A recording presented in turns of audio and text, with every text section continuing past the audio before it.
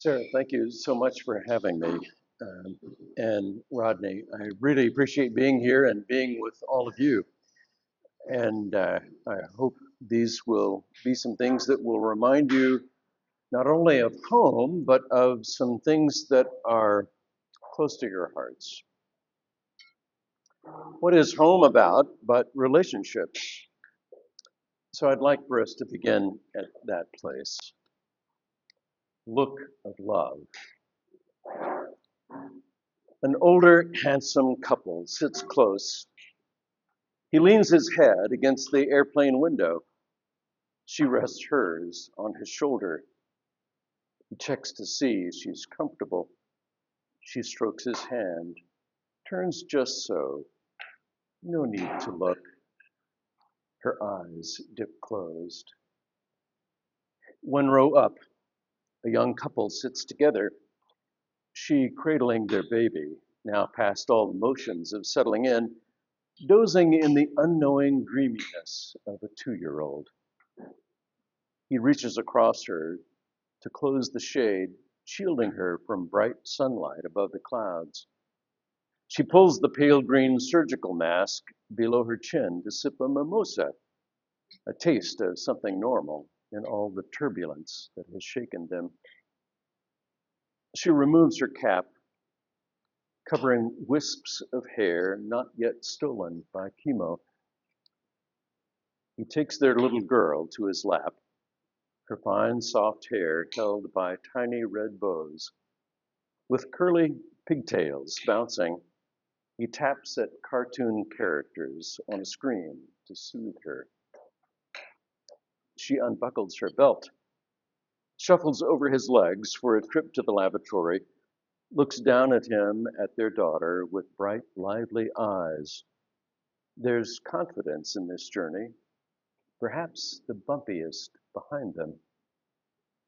He'll shield the sunlight from her.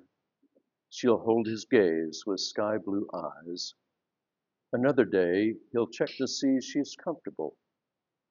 She'll stroke his hand with ease. The look of love will hold them.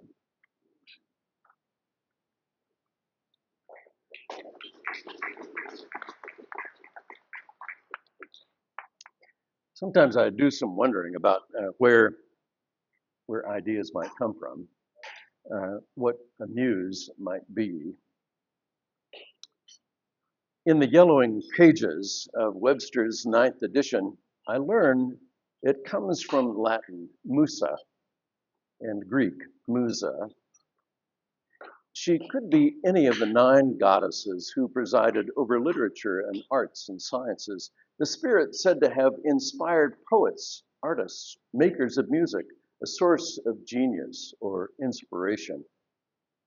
Oh, to find my muse. She casts an elusive light in the shadows. She injects a passing thought on relationships. She traces across my wandering mind a wisp of memory from when I was a boy. She reminds me of this morning's news account, more chaos, a fleeting scene of deep sadness. This muse drops hints, partial prompts, right in the middle of other projects. She tantalizes me with more possibilities than I can put on paper. She teases me with an image, a couple sharing a bottle of wine. She flings the colors of a sunset that dissolve too quickly. She shows me a bird's wings, outstretched, then gone. This muse must find it amusing to play her tricks on me, to offer a thought just as I drift off to sleep. Surely I'll remember it in the morning. It's too good an image to forget, but dreams lead me to other places. I wake up bemused that she so easily takes back what she offered to give. Maybe I'll find her, or she will appear again and give me another hint, since what I have before me is a deadline.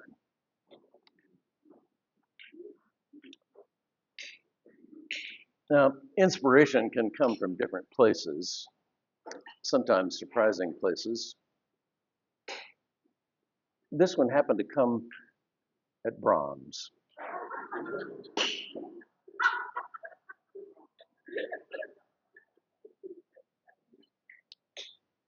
He opens her door, waits for her to swing out one leg, then another. She's nearly breathless. He helps her stand as she leans on the hood of the car. He holds her hand as they step through the automatic doors, making their way to the restrooms.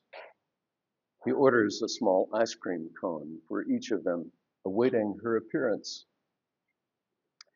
Who would notice with her slight limp, dimming eyes, and more to carry across her midriff than most?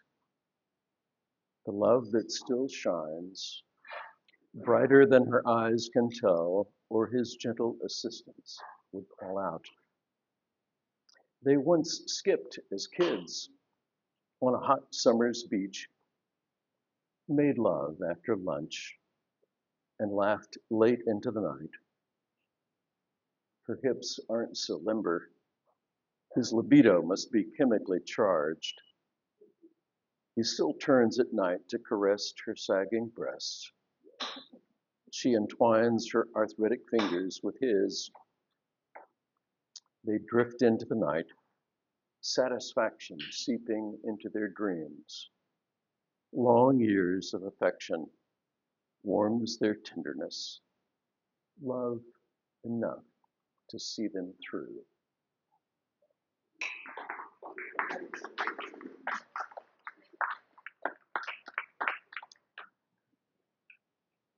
The danger of writing poetry. I meet with a fellow writer and a writing coach on Zoom about once a month. So this came from an afternoon as I was preparing to meet with them. A damp afternoon, rain drips off the eaves in heavy drops. On the brick patio, the rest of the house is quiet, a good time to write. I should come up with something clever, an unusual insight. Or should I go for humor? Pull an earlier piece to modify. Scan Billy Collins or Mary Oliver for a nugget of an idea. I've invited folks to join me for Cinco de Mayo. We can make our writing time a Margarita Monday, a respite from the busyness of recent weeks and yet another day of political chaos. A small pitcher of citrusy cocktail would be refreshing. A nice tequila, a little triple sec, a wedge of lime, some simple syrup, equal parts sugar and water, brought to a boil. I'll start it right away. This one aged lime in the produce store won't do. Hard on one side, black and puckered on the other. The 5th of May, an excuse for Americanos del Norte to splurge on tiny, overpriced avocados, diced onions and tomatoes, a clove of garlic crushed, salt, pepper, and lime juice. Shall I run to the store or get some words down before I go? A can of Rotel is on the shelf. Diced tomatoes, spicy chilies, but fresh would be so much better. It's not Mexican Independence Day, I find out. That's sometime in September. This date in May is a bigger celebration here than in Mexico, where few remember the French Empire was defeated in the Battle of Puebla at the end of May, 1862.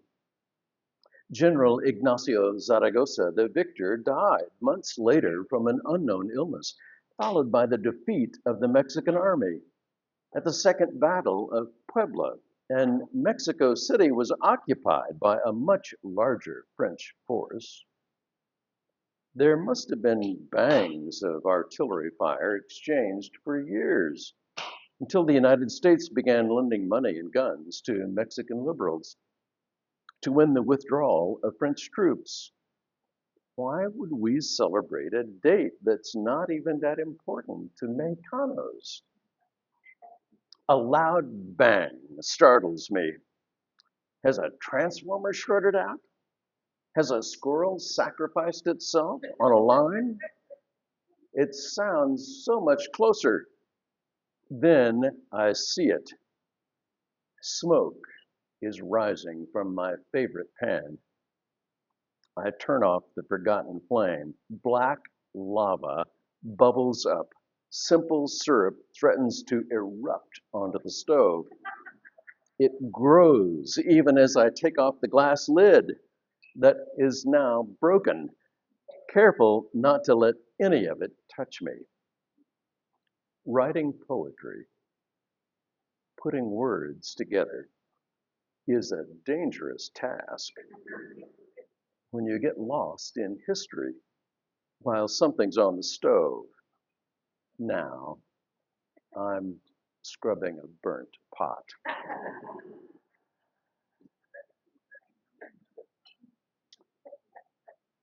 One of the other endeavors that I have indulged in is some sculpture. And I guess it's been about 15 years ago that Jenna and I went to Ghost Ranch, and I talked her into trying a class in stone carving. And so from that time, at least occasionally, I have delved into doing a little scratching on some pieces of stone. I have a couple of good friends. One, my most influential professor, who died last year at the age of 90, and his wife, who is a few years younger than he. She and I have spent a good bit of time talking about his death and the topic of grief. And one of the things that Barbara shared with me is that Tom thought of himself as an owl, and Barbara thought of herself as an eagle. I've been working on a little eagle for a while now, but I had the pleasure of being able to complete an owl and to present it to Barbara, who's here with us tonight. I'll show it to you. A little, maybe in some ways, an avatar of Tom, a wise, philosophical owl.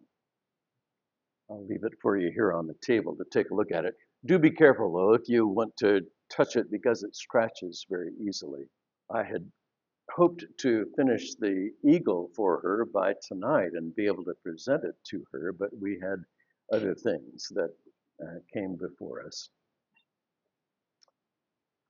So I have put together this little piece in honor of Tom and Barbara. The paradox of love. They loved each other in ways some might find daringly vulnerable. Shared ideas on the edge of acceptability, identified feelings with a bareness no fig leaves could cover. The two of them tucked into a sleeping bag on a moonless night atop a New Mexico mesa, talk of ideas, mystery, and meaning, so far from the everyday. Their souls, intertwined in mystical harmony, light up the stars above them. Boundaries fall between them. They grow like two trees from the musty earth, their trunks entwined until they are inseparably one. They drink in one another's souls like clear streams of water, only to be quenched by more and more and more. Gentle spirit, a soft breeze flowing between them, around them, silence enfolds them. Exquisite touch, sensitive, sensual. Eros, so present a flame, rises within them, ablaze with passion, intense and burning. They loved each other They wrote and taught, traveled and spoke, challenged each other, laughed and thought. He knew it would end one day. She loved him to the point of death. She was not through. Love grew more intense. She found reminders of him in journals meticulously kept, in old grocery lists, in notes in the margins of books. She heard condolences, was encouraged to move on, was told to find a new place, but love persisted. She shook with grief, was overcome by reminders, found herself in tears in the strangest of places. If grief is the persistence of love, then perhaps that is where she would find him, in the dusty journals, the mystery of a moonless night, love intensify, persisting. Go, look for the signs of love. Pull out a magnifying glass, dust off the shelves for overlooked memories, lust for tender bits of lovemaking recall. If this too is love, death does not have the last word.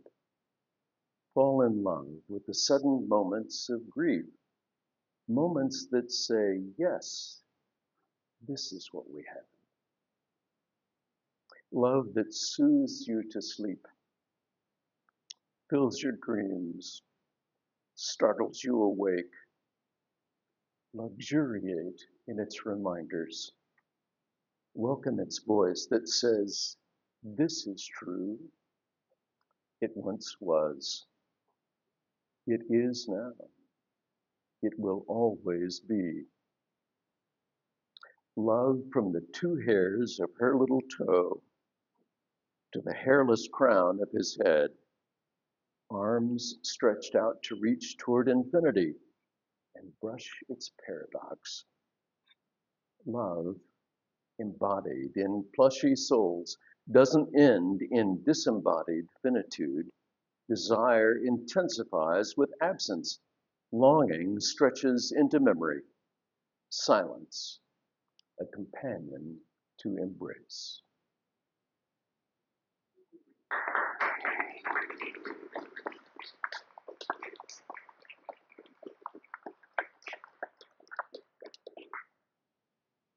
Home, I think, is the place or the set of relationships where we may experience lots of different emotions. And one of those is certainly, in its absence, grief.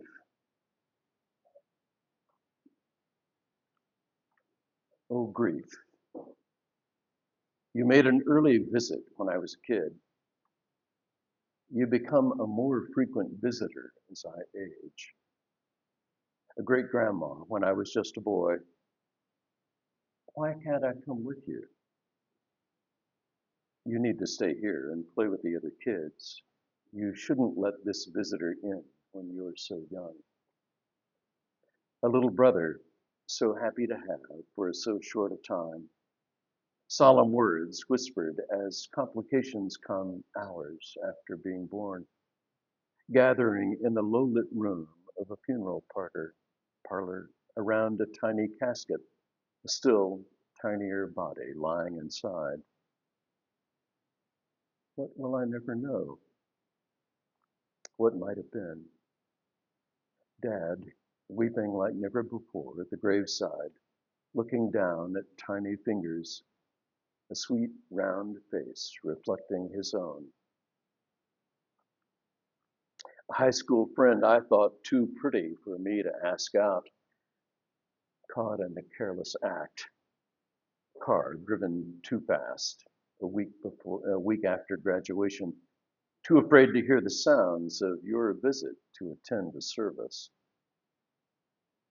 A grandmother entrusting herself to surgery, resigned to the fate of an aggressive cancer. Sweet remembrances of fragrant cooking, her protective arms around me.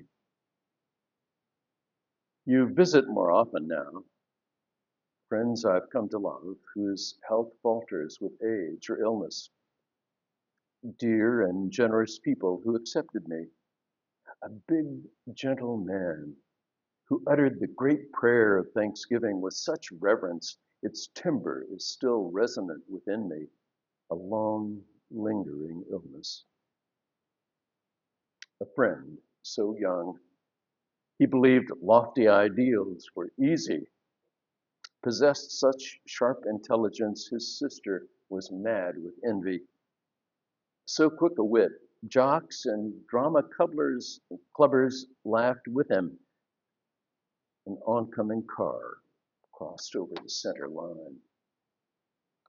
One whose faith was in plants and prairie, whose generosity praised creation's splendor, who saw photographic light in shades of gray or shadow, a fading diminishment into the darkness of dementia.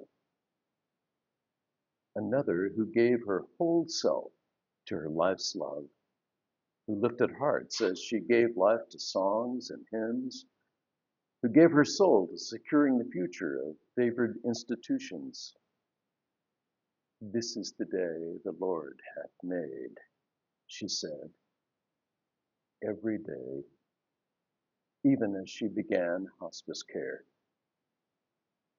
An aged church member taught me the breadth of others' faith, giving thanks for doctors who offer praise in different form and language. She welcomed her last breath with ease. A sweet and admiring dog, she sought out my lap at every sitting, was my company from home to grad school and back. A standoffish cat, determined to warm herself on my chest. You have come to visit with each one. I make note of your intent. More to come. Your presence marks pain bigger than their absence. There is no real measure of your presence. Grief is grief and not to be compared. And yet, your presence may be so sacred a way of honoring their absence. I don't wish to see you. I do not welcome your visit. Yet when you come, I must open the door. I will sit with you close and remember.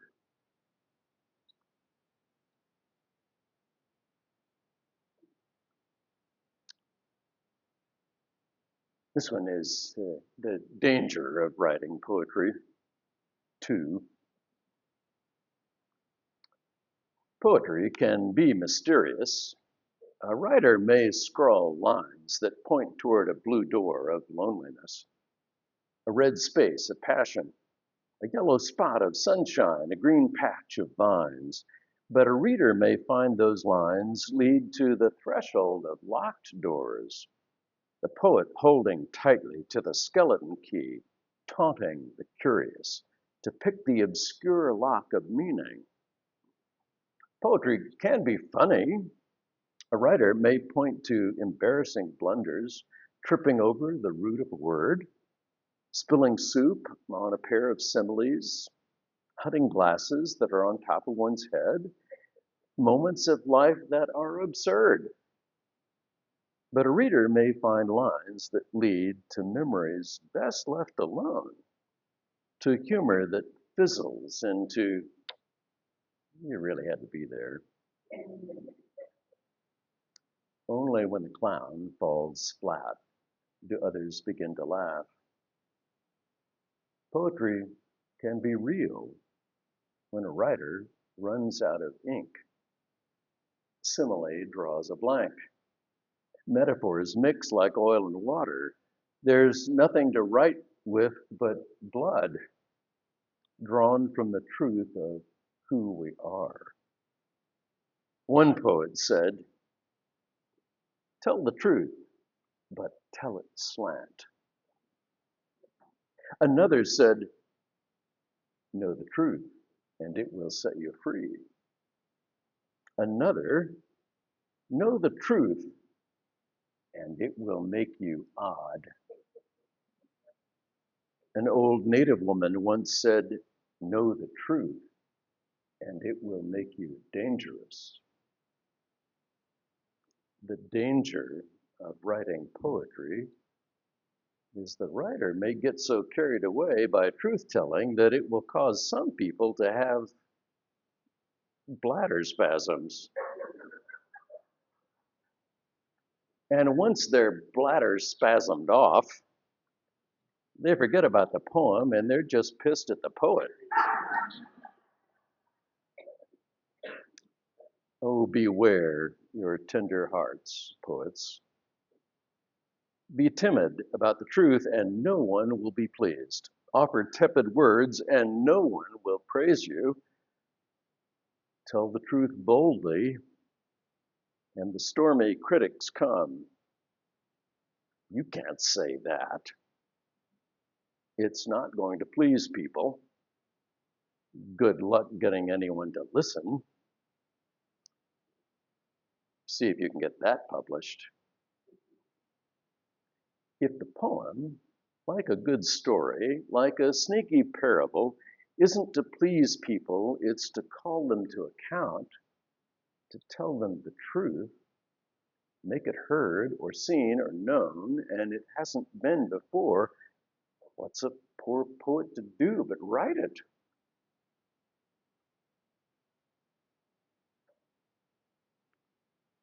Give a rapist a pass, and he will not listen to the objections of victims.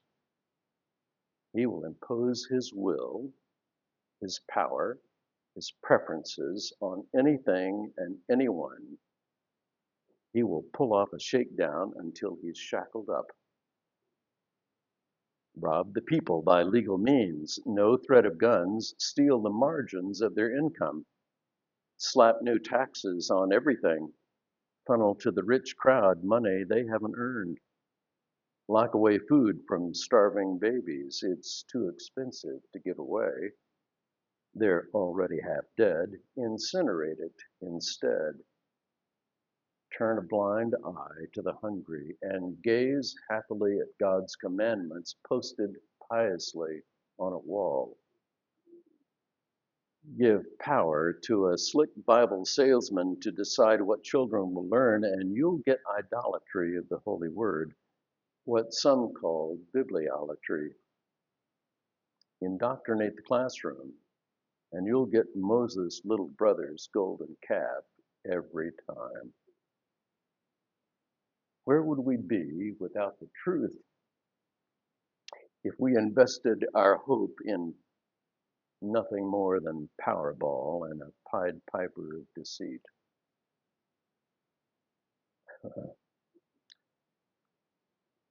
This poet's in trouble now, pointing to who we've become by letting all this happen. But if we hear a word of clarity, maybe we can awaken, reclaim who we might be if we listened to a word from a poet no more dangerous than me.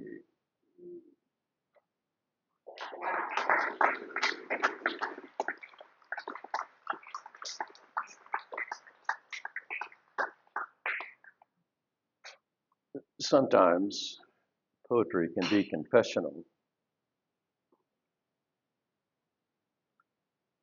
My brown-eyed girl. We have a thing between us, my brown-eyed girl and me. It's too easy to call it love, maybe a longing for affection and emptiness remembered. While it may be semi-public, we don't talk about it much. Glances pass between us. I lie down, stretch out, and you slip quietly into the room. I hardly know you're there until I feel a slight shudder on the bed. You lay your head on my shoulder in the very spot that is my wife's. look up at me with deep brown eyes that say, it's only you. It's only ever been you. You drape a leg over mine, then wriggle just so that my hand is on your soft torso. Without a word between us, your furtive look tells me, you know what I want. Neither of us notices when my wife steps into the room. In a flash, you stand up, shocked, look her directly in the eyes as if to say, he meant nothing to me, and gleefully wag your tail in my face.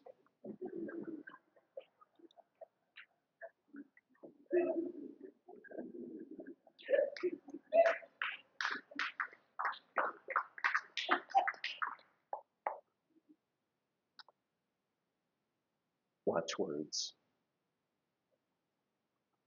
There will be plenty. You can succeed. You are loved. You will be cared for in unexpected ways. Some will encourage. Keep going. Pick yourself up. Remember who you are. Leave things better than you found them. God loves you anyway. Some will dishearten. Nobody really cares. It's a dog eat dog, people eat cats world. Bullies always win. Nothing's going to change. Some will give you hope. It's warmer on the sunny side. You have a can-do spirit. One day it will happen. The world is abundant. You can be the change the world needs. Some will last. There will be a way. Live an adventure. There will be enough. Love will win. Grace has the last word. Watch, and you will see.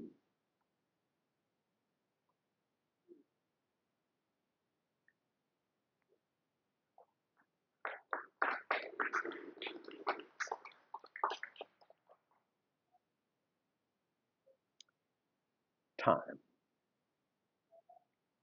I never see our dogs watch the clocks, but their bowels must be set to the best Swiss movement. They begin to wind up at 5:30 each morning, guiding me eagerly down the stairs. The cinnamon shepherd leads the way outside, followed by the smaller black lab mix, to check the points of the compass for last night's visitors. They clock in at each spot to leave a scented note. Then ready themselves for breakfast and leisurely time at my feet as I brush my teeth, wash my face, smooth away last night's stubble with a cheap twin blade, slide 2 fingers over damp skin for any missed spots. How many times have I done this? I could multiply days times weeks times years and wonder how many more? How many do I have? I stand under the shower, rivulets of water warming my head, and wonder, is 10 squared possible? What would I do with that much time? How would I change the world in those decades? 77 years, not much time between forefathers and a poetic president who had less time than I've already been given. There's a lull in my day, a dip in my energy. A nap feels enticing, but there's more to do. Then a small black mutt begs for a trip outside. What if it's only a score of years left before me? Would I check the points on the compass for places I want to see, look for new friendships and not pass them by, talk with a stranger, look for the person behind the mask, let my own mask slip? If I had just a year, would it be enough to find one more adventure, to really see the person in front of me, to discover the gift of who this is in the time I've been given? As the dogs snore and the clock ticks, I can't pass this by. How much do I have left? Whether it's 100 or a day, it's now. Now is the time.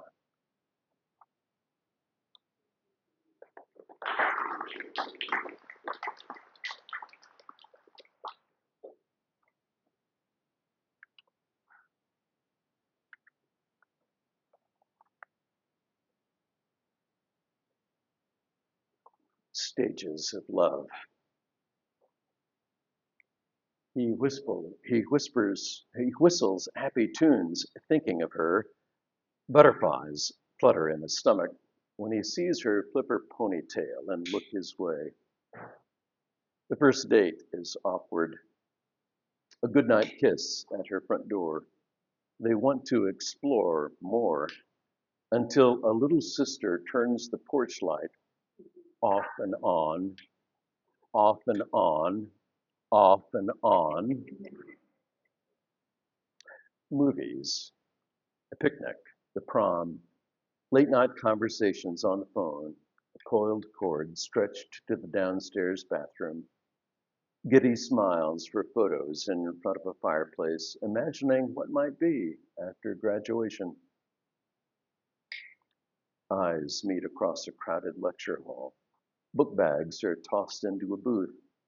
Bites of diner sandwiches lead to dreams of sailing, hiking mountain trails, travels to out-of-state parks. Big questions about what's important for a good life. A group of friends dance at a country bar. Beer and laughs are shared across a high-top table. Quieter talk later as they hold hands, sitting on a soft couch. She leans into his shoulder. Friends become bridesmaids. Groomsmen are given ties and told to wear dark blue. Advice on everything there is to know about marriage is on a list they go over in their heads. Remember her birthday. His favorite color is blue. Forgiveness goes a long way. It is okay to say you're sorry. Don't go to bed angry. Laugh together. Be sure to host friends. Get a real table. Eat at it. Remember to say thanks. He wipes her brow, holds her hand, reminds her to breathe through the pain, blows puffs of air with her through contractions. Here is this beautiful baby, tears of relief, smiles of joy, as this newborn snuggles on her chest. We couldn't be richer, he thinks to himself. Cries awake them in the middle of the night. She cradles their child, places a cool cloth on a hot forehead. He mops up a messy floor, changes soiled sheets. She cheers the team on from flat bleachers. He cups his hands and calls out, "Great double play." Sitting side by side on folding chairs, she reaches for his hand. Pomp and circumstance plays for a 14th time. He unloads the last plastic tub, balances a lamp across its top. Goodbyes are teary. Smiles break through damp cheeks. We're so proud of you. We love you so much. He reaches for her hand, a sleepy dog in the back seat driving home to an empty nest. She wonders whether to make this a guest room or a cozy spot to read, maybe space for a new hobby. One day, a place for a mother-in-law, a grandchild's playroom, if they are so blessed. Exploring intimacy becomes fun in a house not this quiet since a crib was first assembled. He plans adventures on mountaintops. She laughs as they complain about sore feet. She arranges sailing lessons. They breakfast with mimosas on a beach. She makes a note to self, have this lump checked out at my next appointment. In sickness and in health, she sighs. Anniversaries breeze by like signposts on a highway. He doesn't remember dates so well. Faces aren't placed. Forgetfulness clouds the afternoons. Will he know about the one coming up? Will she survive this return of cancer? She gets up with him in the middle of the night. He shuffles to the bathroom, preferring her warm arm to the cool aluminum walker. They sit close at the breakfast table. Fresh fruit, yogurt, hot coffee. Brighten the day. He lies in a recliner, naps until noon. His breathing slows. She reaches for a blue quilt sewn years before to tuck around him, cradles his head in her hands. Butterflies flutter in her stomach. She recites lines from long ago. As long as we both shall live, she says. As long as we both shall live.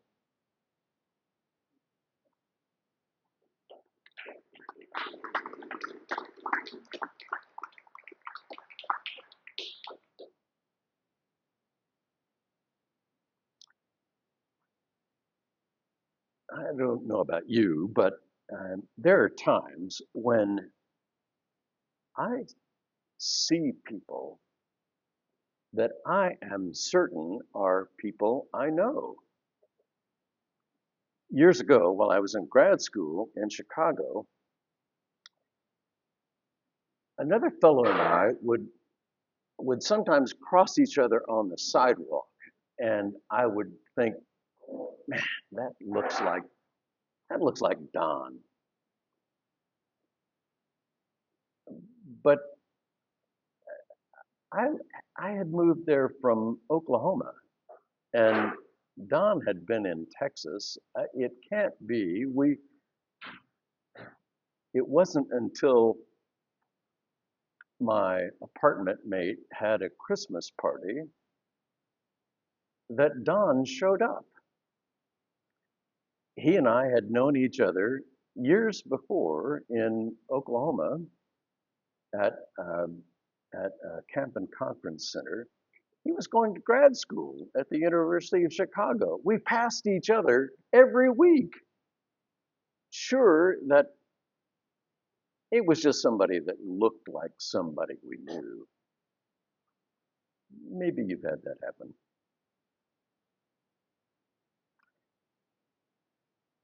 I saw you today. I saw your eyes today. A sweaty kid slumped into a booth with a half dozen rowdy friends filling up the other seats. He had a hamburger in one hand, a Coke in the other. His eyes were set close like yours. They lit up at inside jokes, between guttural laughs and bites too big. Joy danced in them in the midst of teenage teasing. I stole a quick glance to catch the playfulness in the eyes of one so like you, yet so different. I had to look away. I saw your hair today. As I walked by shops and sidewalk restaurants, a sunny spring day, a young woman in a huddle of friends leaned down to read a menu posted on a stand. A long French braid slid over her shoulder as she read. She threaded a flyaway strand over her left ear, concentrated on fine print, tossed the braid onto her back, hummed lightly, and turned away. Had I stepped into a different place, 20 years back in time, to see sunshine glistening on each plaited tress? I stepped aside and saw an inquisitive look, a pleasant smile, your hair framing her rounder face as she moved past to get in line. I saw your walk today. I watched her walk like a cat, moving stealthily through the crowd, almost touching, keeping just the right distance with a quiet sense of purpose, and the crowd parted. I heard my pace to see, was it you in this place, moving as you did in a different time? I wanted to reach for an elbow, hoping you might pause and turn to show your face. She turned my way with a look to say, do I know you? Do you know me? No, no one I know. The cat has 9 lives. Am I seeing 9 parts of you come back to life in who knows who? Was it 9 lives ago I knew you? How can you be gone this long? These glimpses are small gifts. You are still here as long as I remember.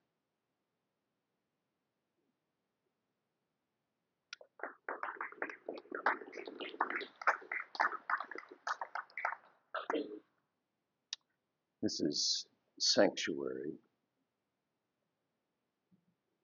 Blades of grass bow over the edges of the dirt path, pointing where other feet have trod to guide us on this pilgrimage. Spread mulch leads under a canopy of moss-covered Sitka spruce. Long, heavy branches reach down, embracing the light summer fog, petitioning each briny drop of moisture. Stay and kiss the good earth. A blue grouse hen clips tiny bites of newly grown needles, calls to her mate, come commune with me here. A stocky, round-faced bear scratches her back on sharp bark, leaves behind an offering of scat as thanks to this tall conifer. A pine grosbeak flits down through the boughs in pursuit of a grasshopper. Come winter, he will peck at pine cones, spreading seeds like a gospel missionary. This temperate rainforest of ferns and foxglove, spruce and hemlock invites us in to be made new, meditating in freshly minted oxygen, feet resting in the cool font of a coastal stream. Sometimes when we think about home, there are different aspects of it that can be surprising. Secrets. Freckle-faced girl, button nose framed by curls, grinning, a gap-toothed smile. Playful, confident, curious about the world before her, turns quiet and cold, self-protective, going blank to keep this unwelcome touch from touching who she is. Hurt for selfish reasons, excluded, told she's only good for someone else's pleasure, blamed by her abuser, discarded, told she brought it on herself, undefended by people she loved, betrayed by someone's capitulation. This is okay. Sworn to secrecy by those who choose not to see, abandoned to carry a burden that shouldn't be. left to pick up the broken pieces of childhood, determined not to be deterred by a family turned in on itself, uncertain about the world, afraid of relationships and of discovery, expecting the worst, repulsed by him day after day, searching ways to form a new self, strong from carrying the weight of secrets too long, longing to tell the truth, feral like a stray seeking love in scrapes of connection, growing into the richness of a human being, authentic, deciding she will be an open book. She will weep and laugh and grow and love, keeping secrets no more.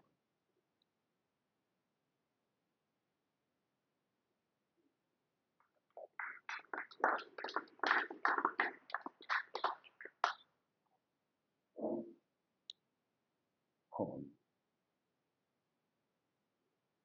Home is you. How would this place be home without you? When grief fills this space where you once were, I become homeless. A half-empty cup sits too long in the kitchen where I made morning tea for the two of us. Your chair, center of so many conversations, sits waiting for someone to sit there and speak.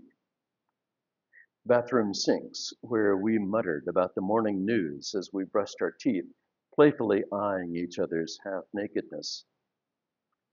On the bed where we slept, wrinkles made straight, pillows arranged, you gave up your last breath with such a gentle sigh, I wasn't sure you were gone. Holding the hands that once held me, I see your fingers flutter one last time as your warmth fades and I am homeless without you. You will always be my place to be. You are home to me.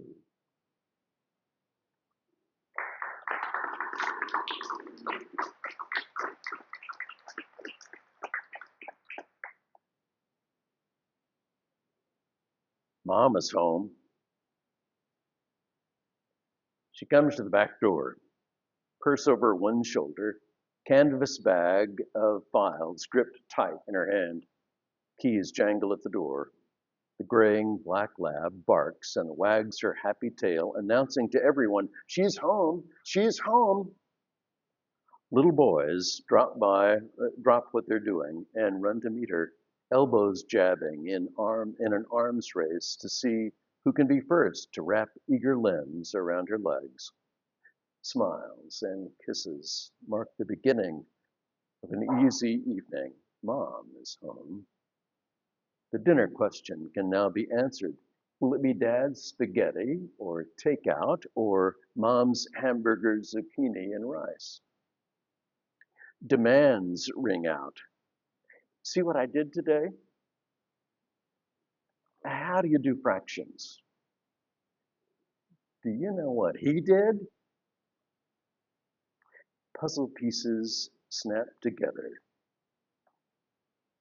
Everyone is where they belong. We are whole again. Mom is home.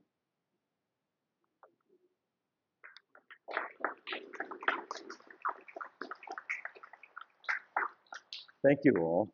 And Sarah, thank you. Rodney, thank you for having me. This has been a delight for me, and I hope it has been for you.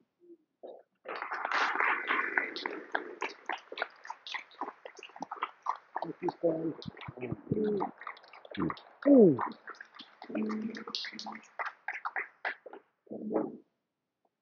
We have been nourished tonight. reminds me of something that I heard someone say that poetry, like bread, is for everyone. Rodney is able to tell us how to buy eggs if we want to take eggs home, or honey, or whole chicken. Yeah, And then we'll go to the left. for those of you who are interested, we do have farm fresh eggs for sale, $7 a dozen. We also have this just recent batch of honey was harvested last week from our hives on the place. We sell these 8-ounce jars for $15 a jar. Um, and we do have some whole chicken. Um, if anyone's interested, $6 a pound. So there's some that are frozen right now, and then there's going to be a fresh batch Next the week, Tuesday of Thanksgiving. If anybody wants a Thanksgiving chicken, we're they'll be fresh. harvesting 75 chicken, the whole and parts, the 26th. Let's go with these words. May the Lord bless you, and keep you, and hold you close. In this Thanksgiving season that we're entering, may our hearts be filled with an abundance of gratitude for the little things, and those things aren't so good, are they?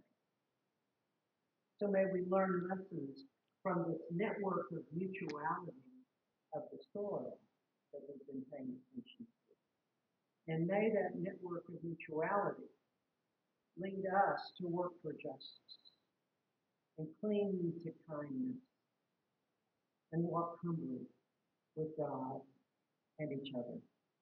Good night and amen.